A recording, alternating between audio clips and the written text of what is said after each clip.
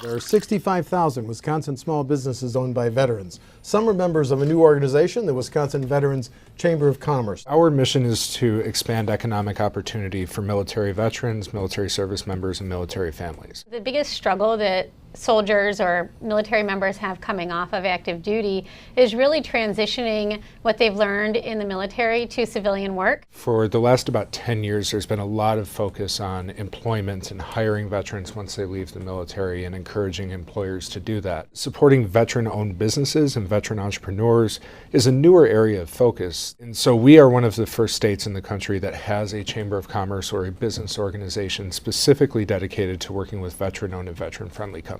What advice would you give some veteran struggling who's watching this show? Based on my experience, I would say don't be bullheaded. Be willing to accept the fact that you might have something going on that's atypical and be willing to get help. How do you each feel when somebody looks you in the eye and say thank you for your service? I don't really like it. Okay, why? Well, it's a very personal thing for me. My service to me, it was a job.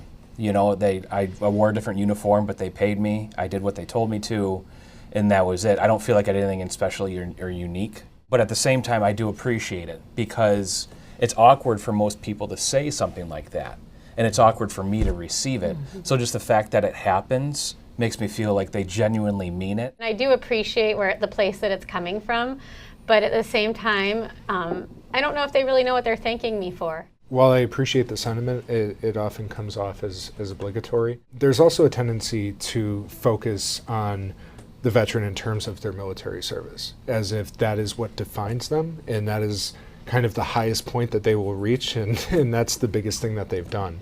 And I would say, for anyone that would like to say thank you for your service, they should follow it up with what are you doing next, or what are you doing now?